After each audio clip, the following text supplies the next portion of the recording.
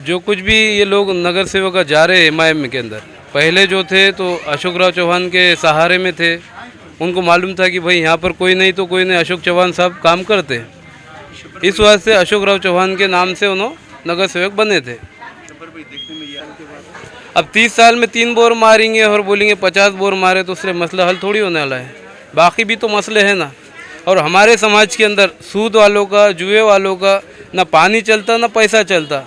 इंशाअल्लाह जिस तरह से मैंने सलाब डाला नहीं डरते हुए, उसी तरह मैं पूरे महल्ले पे सलाब डाल के दूंगा इंशाअल्लाह। जिस टाइम में मैं चुन के आ जाऊँगा, जीत जाऊँगा इंशाअल्लाह, उस टाइम में पूरे एरिया से ऑटो लगा के मैं सलाब डालने का ऐलान करूँगा इंशाअल्लाह।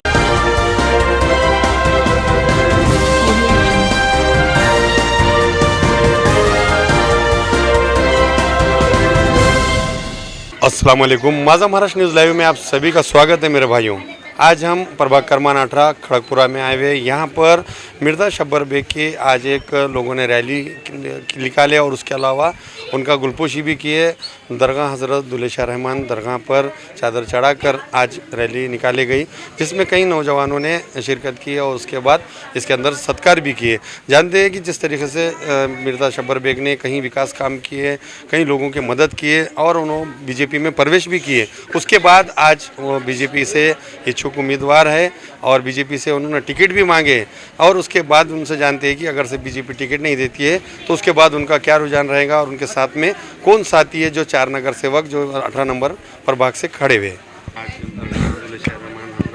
शहीद इनके दरगाह से आज रैली निकाली गई, क्या कहना चाहते हैं?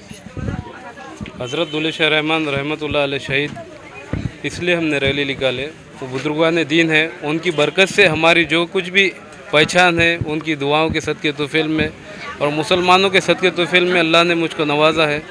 और मेरी पहचान जो कुछ भी है वो मुसलमानों की तरफ से मेरी पहचान है। और अल्लाह से मैं ये उम्मीद रखता हूँ कि मैं जो भी काम करूँगा इंशाअल्लाह अल्लाह को रज़ा करने के लिए करूँगा। कोई मफाद के लिए काम नहीं करा मैं अभी तक, ना ही करूँगा इंशाअल्लाह। जिस तरीके से प्रभाग में कहीं विकास काम बरोबर नहीं हुई है ऐसा बताया से, मगर कुछ लोगों ने नगर सेवकों ने बोले कि हमने यहाँ पर सब काम किया, तो क्या काम हुआ है? जहाँ जहाँ भी अगर उन्होंने बोले कि भाई यहाँ हमने काम करे, वहाँ जाके तपास करो। अब इलेक्शन आया, 1 महीने में आगे पीछे घूम रहे लोगों को ये बोल रहे कि भाई हम 1000 में ख़रीद लेते, 500 में ख़रीद लेते। लोगों के ज़हनियत को गुमराह कर रहे। हमारा लोगों से ये बोलना है कि भाई आने वाले जो मेहमान हैं, बाहर से आए वाले हैं, उनका खा पी के उनको वापस उनके घरों को भेज दो।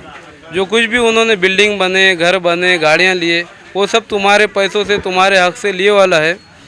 अल्लाह उनके ज़रिए से तुम तक पहुँचा रहा, तुम्हारा हक़ है, तुम खा पी के उनको ख़त्म कर दो। जो कुछ भी ये लोग नगर सेवक जा रहे हैं एमआईएम के अंदर, पहले जो थे तो अशोक राव चौहान के सहारे में थे। उनको मालूम था कि भाई यहाँ पर कोई नहीं तो कोई नहीं, अशोक चौहान साहब काम करते हैं। इस वजह से अशोक राव चौहान के नाम से उन्होंने नगर सेवक बने थे। हमारे साथ तो अल्लाह की ताकत रहेंगी इंशाअल्लाह और मुसलमानों की ताकत रहेंगी इंशाअल्लाह। इसके अलावा दीगर भी लोग हैं यहाँ पर, तो सबका क्या कहना है? सबका कहना है कि भाई हम काम वाले को वोट देंगे। अब ये खुशामद करने वाले 8 दिन हमारे पास रहने वाले, जब तक हमको इनका खाने दो, वापस हम इनको खा के भेज देते बोल रहे हैं। सबका बोलना ये है। हम इंशाअल्लाह पहले भी मस्जिद दुल्हे शाह रहमान की जगह में काम किए हुए हैं, गुसल खाने का बनाए हुए हैं, जो पेंडिंग कामें थे वो भी करे, हर चीज़ करे वाले हैं इंशाअल्लाह। अब लेडीज़ कॉलेज बनेंगे हम, और जो डिलीवरी का जो मसला है हमारे एरिया में वो भी हल करेंगे इंशाअल्लाह। उसका हॉस्पिटल बनेंगे। और बुज़ुर्ग जो लोग रहते 50 साल की उम्र के, 75 साल, 60 साल की, ऐसी जो घरों के अंदर होता, उनके लिए हम खाने का बंदोबस्त करेंगे इंशाअल्लाह। खबर में जिस तरीके से आपने बीजेपी में प्रवेश किया, तो अभी उम्मीदवारी किससे मांग रहे हैं?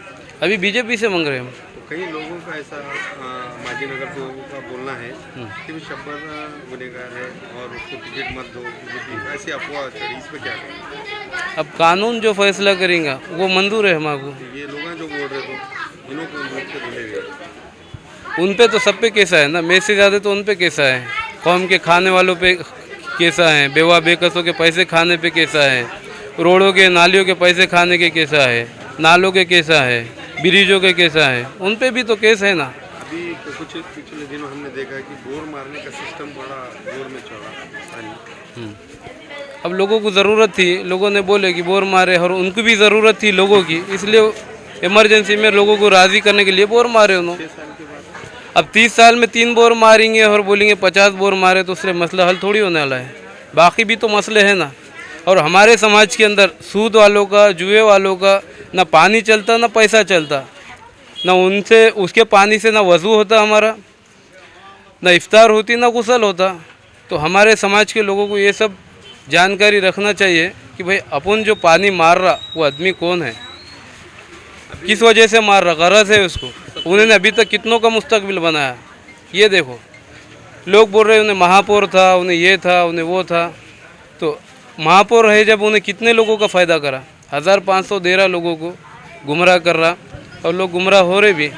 लोगों से मेरी ये अपील है, ये गुजारिश है, ये दरख्वास्त है कि वो जो कुछ भी पैसे हैं वो तुम्हारे हक़ के हैं, तुम्हारे नाम पे उन्होंने कमाया था, वो सब तुम्हारे हक़ को ज़रिए से अल्लाह तुम्हारे को उसके ज़रिए से पहुंचा रहा, तुम उसके पैसे ले लो। बच्चों ने विरोध भी करे तो बच्चों को ये बताया गया कि भाई हमने जब मस्जिद पे काम करने वाले 15 बच्चों के नाम डाले, हम शब्बर का नाम डाल सकते, इतने 15 लोगों का डाल सकते, तो तुम्हारा भी डाल सकते। तुमको रहना है तो खामोश हो जाओ। तो बच्चे बेचारे डर के खामोश हो गए। वो डराने का सिलसिला कब शुरू हुआ? डराने का सिलसिला तो 7-8 साल से चल रहा, वो भी गरीबों को डरा रहे हो। बीजेपी से बेहतर सेकुलर पार्टी कोई भी नहीं है, क्योंकि मैं मार्केट का आदमी हूँ, मार्केट में रहता हूँ, हर कास्ट का मेरा दोस्त है, सिख समाज के, ब्राह्मण समाज के, एसी समाज के। मैं इंडिया में जितने ज़ात है उन सब के साथ रहने वाला हूँ, ये सब आपको भी मालूम है। जितने लोग सुन रहे देख रहे उन सबको मालूम है कि मैं हर समाज में रहने वाला हूँ। तो जो बीजेपी ने काम करी वो कांग्रेस ने या कोई सेकुलर पार्टी ने काम नहीं करी। लाड़की बहन की योजना बीजेपी की तरफ से है, आयुष्मान भारत कार्ड बीजेपी की तरफ से है, हर चीज़ बीजेपी की तरफ से है, राशन फ्री बीजेपी की तरफ से है।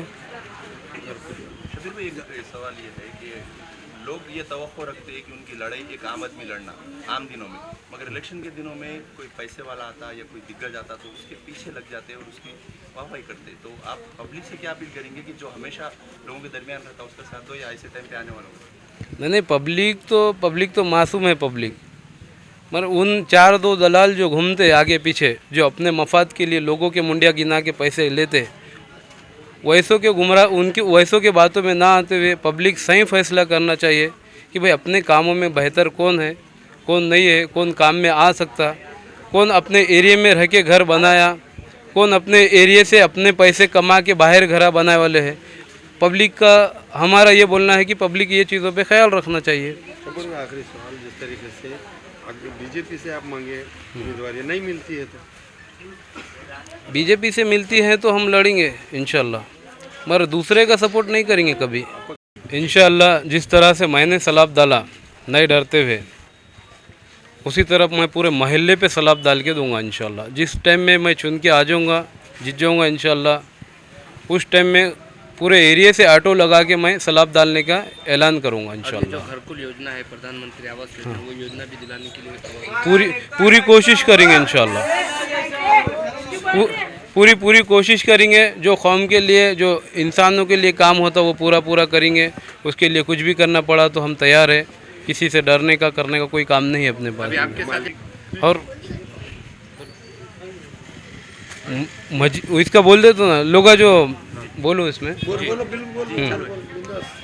अब वो दूसरे मीटिंगों में जो बातें हुई है कि भाई हम हाई कोर्ट में डाले, यहाँ पर डाले, वो बेचारों को ये जगह का सर्वे नंबर भी नहीं मालूम है कि भाई ये जगह किसके नाम पे है, इसका सर्वे नंबर क्या है। हमको गंगा चाल, पक्की चाल, भीमघाट, खड़गपुरा, यहाँ का सर्वे नंबर मालूम है। यहाँ का हमने एक मैटर भी करे वाले हैं इंशाल्लाह। हमने ये सब वादा लेने के बाद ही हम बीजेपी के अंदर गए वाले हैं। जैसा कि पीरपुरान के अंदर 11,000 मुसलमानों के घरों को जो नाम पर करके दी गई है बीजेपी ने, उस वास्ते हम भी बीजेपी को ज्वाइन किए हुए हैं। यहाँ पर भी नाम पे करके देंगे बल्कि हमसे वादा किया हुआ है, और इंशाल्लाह हम बीजेपी का ही काम करेंगे। ईदगाह का सर्वे नंबर 33 है और सर्वे नंबर 34 है ईदगाह का और मस्जिद दौलत-ए रहमान की जगह का। कुल मिला के 35 एकड़ जगह है।